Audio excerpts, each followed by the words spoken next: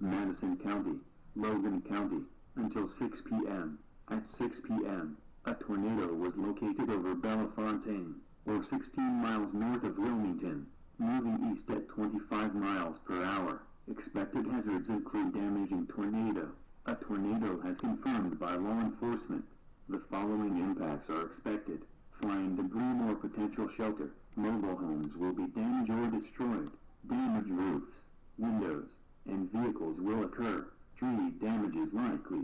The tornado will be near Marysville around 6 p.m. Urbana around 6 p.m. This includes Interstate 42-mile markers 161. To repeat, a tornado's on the ground. Take cover now.